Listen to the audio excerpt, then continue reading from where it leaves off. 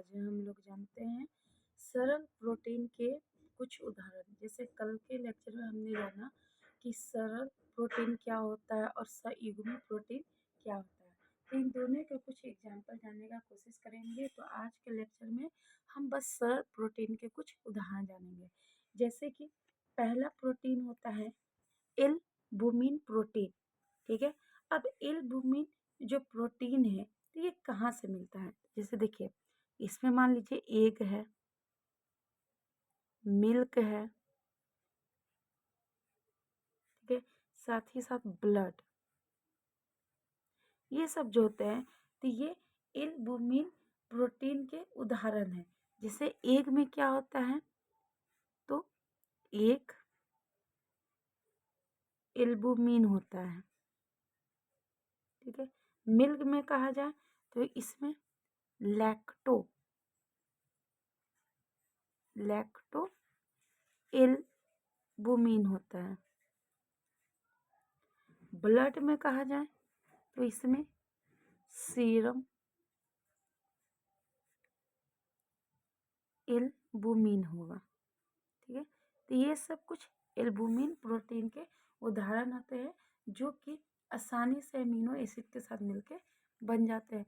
अगर वहीं दूसरा अगर हम लोग बात करें तो ग्लोबुलिन है। क्या है? ग्लोबुलिन है। ग्लोबुलिन जो होते हैं तो ये पाया जाता है रक्त में भी, किस में? तो प्लाज्मा में। रक्त में भी तो किस में? प्लाज्मा में। साथ ही साथ टिश्यू यानी जो ऊतक होते हैं उसमें आपका क्या पाया जाता है? तो ग्लोबुलिन प्रोटीन पाए जाते हैं। अगर हम लोग अगला बात करें एक्टिन एंड मायोसिन, एक्टिन और मायोसिन प्रोटीन का, तो ये जो होते हैं तो ये मांसपेशियों के विकास के लिए, ठीक है, किसके विकास के लिए? मांसपेशियों के विकास में भूमिका निभाते हैं। मांसपेशियों के विकास में भूमिका निभाते हैं। खास करके अगर बोला जाए, खासकर संकुचन और प्रसरण में, संकुचन और प्रसरण में इसमें खास करके ये भूमिका निभाती है। हमारी मांसपेशियां जोड़े में काम करती है। हमारी जो मांसपेशियां है तो ये किस में काम करती है? तो ये जोड़े में काम करती है, जोड़े में कार्य करती है और पुल तथा रिलैक्स करती है। ये मांसपेशियां क्या करती है? तो पुल करेगी, साथ ही साथ रिलैक्स भी करती है। ठीक है, और कभी कभी यह पुश एक्शन नहीं करते, कभी कभी यह पुश एक्शन नहीं करती। मांसपेशियों की इकाई को, यानी जो मांसपेशियां होते हैं,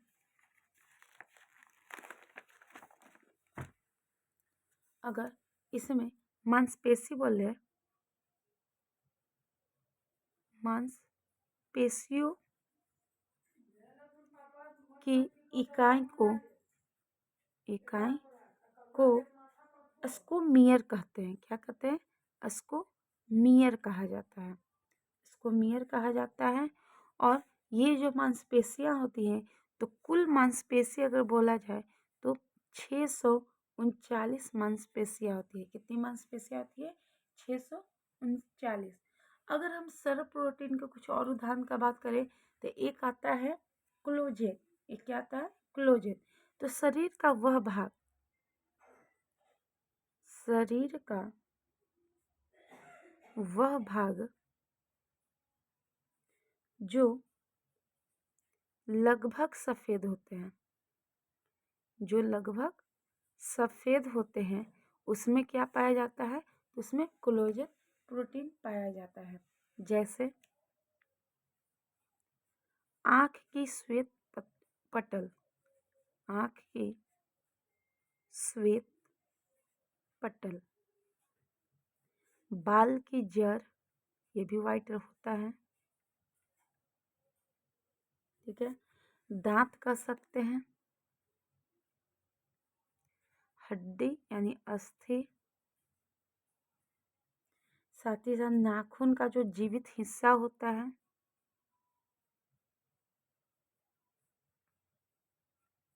नाखून का जीवित हिस्सा। ठीक है, ये सब आदि जगहों पे क्या पाए जाते हैं, तो कोलेजन प्रोटीन पाए जाते हैं।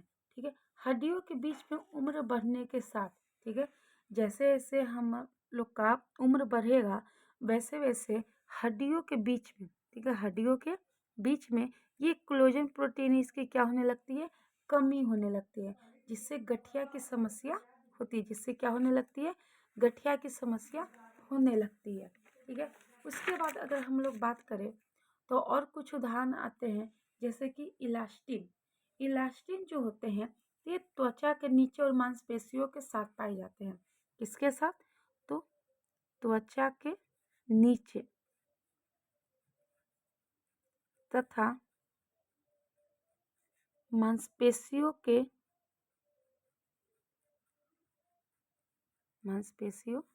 के साथ पाया जाता है तथा त्वचा और मांसपेशियों को ये क्या करते हैं, तो ये लचीला बनाते हैं। त्वचा और मांसपेशियों को क्या बनाते हैं, तो लचीला बनाते हैं। बढ़ते हुए उम्र के साथ यह कम हो जाता है, जैसे जैसे हम लोग का उम्र बढ़ेगा तो ये इलास्टिन क्या होने लगता है, प्रोटीन कम होने लगता है और बुढ़ापे का प्रभाव दिखने लगता है। उसके बाद अगर आते हैं हिस्टोन का, इसके बाद क्या हो गया, हिस्टोन। तो हमारे गुणसूत्र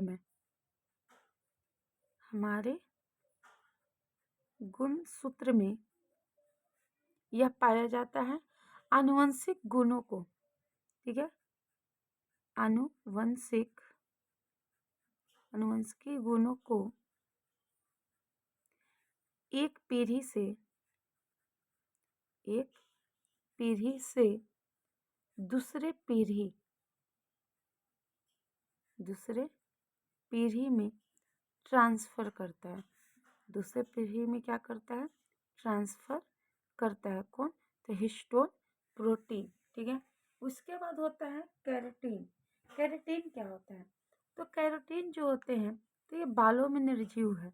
ठीक है, जो बालों में हम लोग कैरोटीन करवाते हैं तो बालों में कौन सा हिस्सा करवाते हैं, निर्जीव हिस्सा को करवाते हैं, जिससे हमें केराटिन प्रोटीन मिलता है और बाल सॉफ्ट सॉफ्ट हो जाते हैं। नाखून में भी आप सुने होंगे कि केराटिन करवाया गया है, ये भी किस हिस्से में, तो निर्जीव वाले हिस्से में। त्वचा का जो ऊपरी भाग होता है, त्वचा का ऊपरी भाग जिसमें स्क्रबिंग ये सब होते हैं, तो ये त्वचा का जो ऊपरी भाग होता है जिससे हम लोग एपिडर्मिस कहते हैं, इस वाले भाग में करवाते हैं। ठीक, पक्षियों की चोंच हो गया, पक्षियों की चोंच, ठीक है, साथ ही पक्षियों के पंख हो गए, ये सब में क्या पाए जाते हैं, तो केराटिन प्रोटीन पाए जाते हैं। जानवरों के सींग हो गए,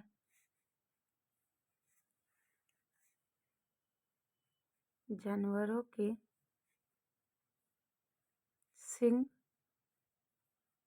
एवं खुर, ठीक है, ये सब में क्या पाए जाते हैं, तो केराटिन प्रोटीन पाया जाता है। जैसे एक डायग्राम की सहायता से देखते हैं। मान लीजिए कि ये कोई स्किन है, ये क्या है, कोई स्किन है,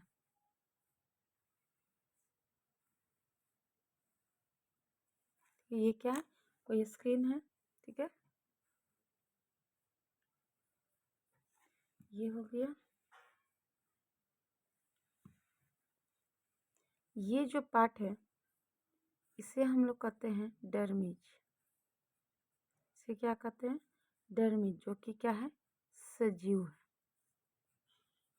ये ऊपर का जो पार्ट है इसे क्या कहते हैं, एपिडर्मिस, और ये पार्ट हमारा क्या है, निर्जीव है।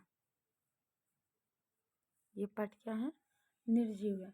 अब इसमें मान लीजिए कि इसमें क्या है, तो हेयर बना देते हैं, इसमें क्या बना देते हैं, हेयर बना देते हैं।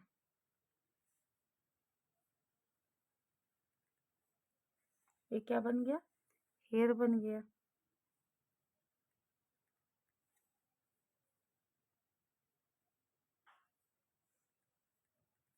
ठीक है, ये क्या बन गया, हेयर बन गया। अब ये क्या है, तो ये जो नीचे वाला पार्ट है, ये नीचे वाला पार्ट, इसे कहते हैं श्वेत ग्रंथि ऑयल ग्रंथि। इसमें क्या होता है, ऑयल ग्रंथि होता है जो कि श्वेत कलर का होता है, ठीक है। साथ ही साथ ये जो पार्ट है ये हमारा क्या है, हेयर है। ये क्या है, हेयर है। अब इसमें हम क्या करवाते हैं, तो केराटिन करवाते हैं। इसमें क्या करवाएंगे, केराटिन। ये सब जो होते हैं ये, तो ये जो करवाएं इसे क्या कहते हैं, तो इसे कहते हैं केराटिन, ठीक है। और ये क्या होता है, तो ये वाटर प्रूफ होता है। इसे क्या कहते हैं, वाटर प्रूफ, ठीक है। या इसे हम लोग एयर प्रूफ भी कहते हैं। इसे क्या कहते हैं, एयर प्रूफ भी कहते हैं। इससे क्या होता है कि हमारा हेयर बहुत ही ज़्यादा सॉफ्ट सॉफ्ट हो जाता है। और ये किसका डायग्राम है, तो ये त्वचा का डायग्राम है। किसका डायग्राम है, तो त्वचा का है। अब इससे आप कह सकते हैं तो त्वचा का जो डर्मिज हिस्सा है वो लेदर यानी चमड़ा का बना होता है। यानी त्वचा का ये जो डर्मिज हिस्सा है तो ये किसका बना होता है, लेदर का यानी चमड़ा का बना होता है। और मनुष्य का डर्मिज बहुत ही क्या होता है, पतला होता है। और ये बहुत ही क्या होता है, पहला तो ये चमड़ा जिसे हम लोग क्या करें, लेदर का बना होता है। साथ ही ये क्या है, बहुत ही पतला है, ठीक है। इसीलिए मनुष्य के गर्मी से चमड़ा नहीं बना सकते हैं। इसीलिए इससे हम लोग क्या करते हैं, कोई भी वस्तु ये सब नहीं बना सकते हैं। तो ये केराटिन प्रोटीन भी होता है।